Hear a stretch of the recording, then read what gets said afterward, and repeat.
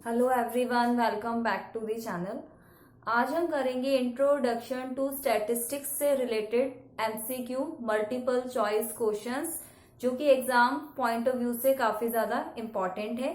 एक तरीके से हम चैप्टर को रिवाइज करेंगे क्योंकि इंट्रोडक्शन टू स्टैटिस्टिक्स का जो चैप्टर था ये हमने कंप्लीट कर लिया है और उसमें हमने स्टैटिस्टिक्स का मीनिंग किया था, इंपॉर्टेंस ऑफ स्टैटिस्टिक्स, लिमिटेशंस को कवर अप किया था। तो आज हम एमसीक्यू करेंगे। तो देखते हैं क्या क्या क्वेश्चंस एग्जाम व्यू पॉइंट से इंपॉर्टेंट हो सकते हैं। फर्स्ट जो क्वेश्चन है, who is father of modern economics. Modern economics के फादर किसे कहा जाता है? तो ऑप्शन में है अल्फ्रेड मार्शल, जॉर्डन रॉबिन्स है, एडम स्मिथ है या केन्स।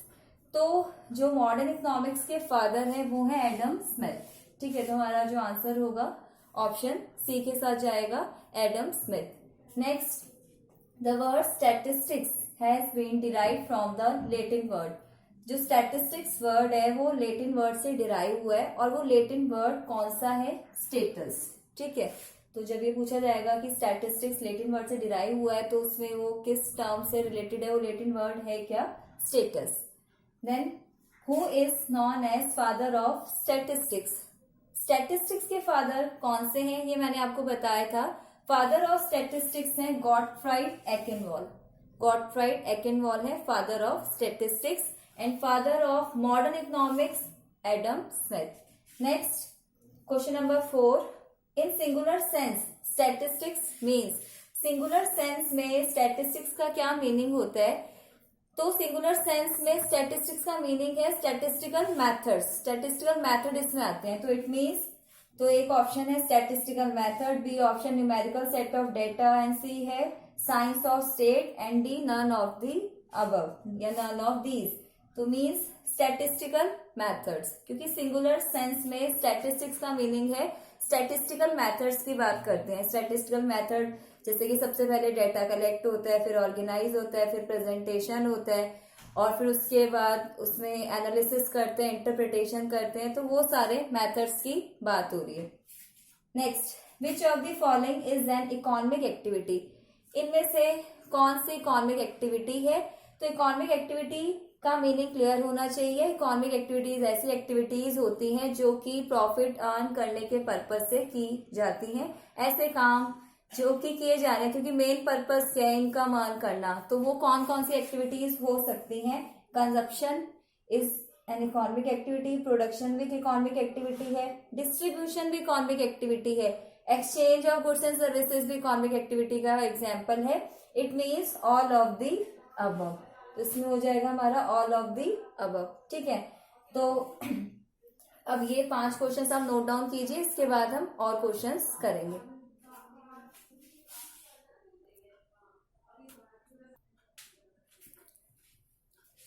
अब इसके बाद question number 6, the word economics is a study of man in ordinary business of life for given by.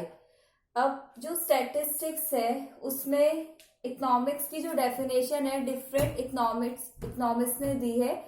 तो वैसे ही अब इसमें एक डेफिनेशन है, तो उसके लिए पूछा गया कि डेफिनेशन किसने दी है। क्या बोला गया है कि जो इकोनॉमिक्स है वो स्टडी है मैनकाइंड की, और मीन्स की इकोनॉमिक्स में हम मैनकाइंड की स्टडी करते हैं कि कैसे एक ह्यूमन बीइंग कैसे इनकम अर्न करता है, फिर इनकम अर्न करने के बाद कैसे स्पेंड करता है, कैसे सेव करता है। तो ये जो डेफिनेशन थी, ये जो इकोनॉमिक्स के बारे में बातें थी, ये किसने कही थी? किस इकोनॉमिस्ट ने ये बात बोली थी? तो इसमें ऑप्शन है एडम स्मिथ या जेबी से या अल्फ्रेड मार्शल या फिर डी रॉबिन्स। तो ये जो डेफिनेशन है economic study of mankind in ordinary business of life is given by Alfred Marshall. ठीक है, then next question, which of the following is an economic activity. इनमें से कौन सी इकोनॉमिक एक्टिविटी है? बेसिकली इकोनॉमिक एक्टिविटीज में production, consumption, exchange of goods and services आ रहा है, डिस्ट्रीब्यूशन आ रहा है, इन्वेस्टमेंट आता है। बट जब हम इन्हें ओपन करके देखते हैं तो वो उस तरीके से क्वेश्चन पूछा हुआ है कि इनमें से अब कौन सी इकोनॉमिक एक्टिविटीज हो सकती हैं, like bagging. Option A bagging है। बैगिंग एक इकोनॉमिक एक्टिविटी नहीं है, क्योंकि इकोनॉमिक एक्टिविटी का मतलब है कि जनरेशन होगा इनकम का, और कैसे इनकम जनरेट करेगी, क्योंकि प्रोडक्शन होगा, flow of goods and services होगा। तो बैगिंग में तो ऐसा नहीं होता, तो ये इकोनॉमिक एक्टिविटी नहीं है। कुकिंग बाय हाउसवाइफ, हाउसवाइफ अगर कुकिंग कर रही है तो इसमें भी कोई जो है इनकम जनरेशन नहीं होगा। ये सब किया जा रहा है मेंटल सेटिस्फेक्शन के लिए, माइंड को सेटिस्फाई करने के लिए, तो ये भी इकोनॉमिक एक्टिविटी नहीं है।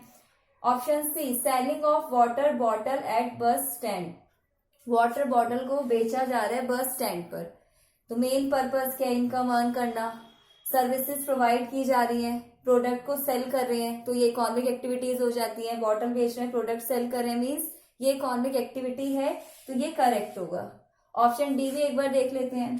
Teaching is on son by a teacher, एक टीचर अपने सन को पढ़ाती है, तो ये भी इकोनॉमिक एक्टिविटी नहीं है। ये किस टाइप की एक्टिविटी है, नॉन इकोनॉमिक एक्टिविटीज। तो टीचर का जो है मतलब अपने सन की तरफ लव एंड अफेक्शन है, इस वजह से वो अपने बच्चे को पढ़ा रही है, ठीक है, तो ये नॉन इकोनॉमिक एक्टिविटी में आ जाएगा। तो इकोनॉमिक एक्टिविटीज में कौन सी है, selling of water bottle at bus stand. Then next question, which of the following is a characteristic feature of statistics in plural sense. Plural sense में स्टैटिस्टिक्स का मतलब क्या होता है, स्टैटिस्टिक्स को हम कैसे देखते हैं, in terms of numbers, quantitative information जो हमें मिल रही है वो है प्लूरल सेंस में स्टैटिस्टिक्स। तो इसके फीचर्स हमने किए थे, क्या क्या इसके फीचर्स हो सकते हैं, न्यूमेरिकल सेट ऑफ इंफॉर्मेशन, बिल्कुल करेक्ट है, स्टैटिस्टिक्स से हमें नंबर्स में इंफॉर्मेशन मिलती है। और सेकंड है फिर इसमें collected in a systematic manner, एकदम सिस्टमैटिक तरीके से स्टैटिस्टिक्स कलेक्ट होते हैं, पहले कलेक्शन होगा, फिर ऑर्गेनाइजेशन होता है, प्रेजेंटेशन होता है डेटा का, फिर लास्ट में क्या होता है, एनालिसिस करते हैं, इंटरप्रिटेशन होता है, तो ये भी ठीक है, एकदम इसका फीचर है ये स्टैटिस्टिक्स का प्लूरल सेंस में। Then placed in a relation to each other, एक दूसरे के रिलेशन में रखा जाता है, मीन्स कॉमन पॉइंट होंगे, कॉमन सब्जेक्ट मैटर होगा, इस तरीके से हम डेटा कलेक्ट करेंगे कि कंपैरिजन पॉसिबल हो, यूनिट ऑफ मेजरमेंट सेम हो। अगर मार्क्स की बात हो रही है तो सभी स्टूडेंट्स के मार्क्स को कंसीडर करेंगे, एज की बात हो रही है, हाइट की बात हो रही है, तो वो एक पॉइंट हमें इसमें कॉमन पॉइंट देखना होगा जिसके बेसिस पे फिर हम क्या करेंगे, कंपैरिजन कर सके। इट मीन्स कि जो स्टैटिस्टिक्स है प्लूरल सेंस में, तो ये सारे उसके क्या हो जाएंगे यहाँ पे features, all of the above. Next, identify the correct statement, इसमें अब करेक्ट स्टेटमेंट आइडेंटिफाई करनी है रिलेटेड विथ स्टैटिस्टिक्स। फर्स्ट है scarcity means non availability of goods.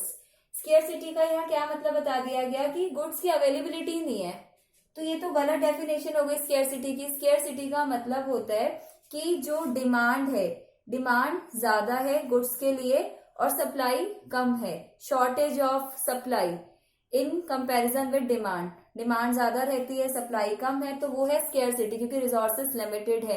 तो हम ये नहीं बोलेंगे नॉन अवेलेबिलिटी, गुड्स की अवेलेबिलिटी है बट डिमांड ज्यादा है सप्लाई कम है, तो ये स्टेटमेंट तो सही नहीं है, ठीक है, इसलिए करेक्ट स्टेटमेंट हमें आइडेंटिफाई करनी है। It can not be misuse, क्या स्टैटिस्टिक्स को मिसयूज नहीं कर सकते, कर सकते हैं, इसकी लिमिटेशन थी, क्योंकि इससे एक ह्यूमन बीइंग जो है डेटा कलेक्ट करता है, इन्वेस्टिगेटर डेटा कलेक्ट करता है, तो कई बार बायसनेस तो आ जाती है, पक्षपात आ जाता है, तो ये मिसयूज भी हो सकता है, तो ये स्टेटमेंट रॉन्ग है, करेक्ट वाली आइडेंटिफाई करनी है। C, it is not useful, statistics useful नहीं है, तो ये भी गलत है एकदम।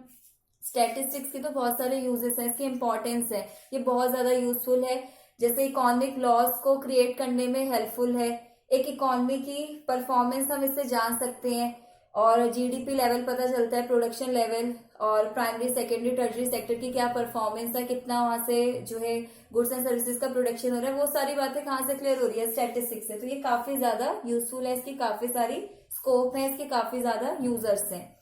Next, in singular sense statistics implies statistical method, this statement is correct, ये वाली स्टेटमेंट यहाँ पर करेक्ट है। सिंगुलर सेंस में स्टैटिस्टिक्स का मतलब यही होता है स्टैटिस्टिकल मेथड, ठीक है, तो ये इसमें ऑप्शन डी इसका करेक्ट होगा, ठीक है। Next question is which of the following statement is wrong, इसमें रॉन्ग वाली स्टेटमेंट बतानी है। Statistics are affected by multiplicity of causes, बिल्कुल ठीक है, ये स्टैटिस्टिक्स काफी सारी चीजों से प्रभावित होता है, मल्टीप्लिसिटी ऑफ कॉजेस से ये इम्पैक्टेड होता है।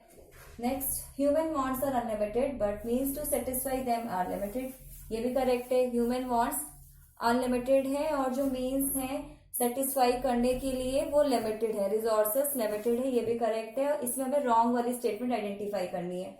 Statistical methods are not useful, ये स्टेटमेंट गलत हो गई। स्टैटिस्टिकल मेथड्स बहुत ज्यादा यूजफुल होते हैं एनालिसिस करने में, रिसर्च करने में। तो रॉन्ग वाली आइडेंटिफाई करनी थी, ऑप्शन सी होगा। और ऑप्शन डी भी देख लेते हैं एक बार। डजंट डील विद इंडिविजुअल्स, ये भी ठीक है। लिमिटेशन है स्टैटिस्टिक्स की कि जो स्टैटिस्टिक्स है वो इंडिविजुअल से डील नहीं करती, it deals with aggregates, totality से, एग्रीगेट से ये डील करती है। तो इसमें जो करेक्ट आंसर हमारा रहेगा ऑप्शन सी होगा। Next, what are the importance of statistics, statistics की क्या क्या इंपॉर्टेंस है। तो इसमें ऑप्शन ए में formulation of laws, economic laws को फॉर्मुलेट करने में स्टैटिस्टिक्स हेल्पफुल होती है, एकदम करेक्ट है। Performance of economy, we can easily know about performance of economy, economy की परफॉर्मेंस क्या है, क्या इकोनॉमी में चल रहा है, जीडीपी लेवल, ये सब चीजें क्लियर हो जाती हैं। तो ये भी इसका इंपॉर्टेंस है स्टैटिस्टिक्स का। Then option C, helpful in solving economic problems, economic problem of choice, resources limited है, चॉइस करनी पड़ती है। तो जो इकोनॉमिक प्रॉब्लम्स है उसे आइडेंटिफाई करते हैं स्टैटिस्टिक्स की हेल्प से, जैसे कि पॉवर्टी है, अनएम्प्लॉयमेंट है, आइडेंटिफाई करा, फिर उसको सॉल्व करने में भी हेल्पफुल है इकोनॉमिक्स। इट मीन्स कि जो यहाँ पर स्टैटिस्टिक्स की इंपॉर्टेंस है, ये सारे ही इसके इंपॉर्टेंस है। तो ऑल ऑफ द अबव इसका आंसर रहेगा। Next 12th question, an inquiry into the nature and causes of wealth of nations, ये एक बुक है inquiry into the nature and causes of wealth of nations. ये किसने लिखी थी, एडम स्मिथ ने। तो ये कब पब्लिश हुई थी इसका हमें बताना है ईयर। तो वो ईयर है 1776, ठीक है, 1776 में पब्लिश हुई थी। कौन सी book, inquiry into the nature and causes of wealth of nation, written by Adam Smith, ठीक है। तो इसका आंसर होगा 1776। अब ये जो मल्टीपल चॉइस क्वेश्चन है और जो हमारा स्टैटिस्टिक्स का first chapter introduction to statistics, ये आज हुआ कंप्लीट। आज के लिए बस इतना ही। आप प्लीज मेरे चैनल को सब्सक्राइब कीजिए, वीडियोस को शेयर और आप लाइक भी कर सकते हैं।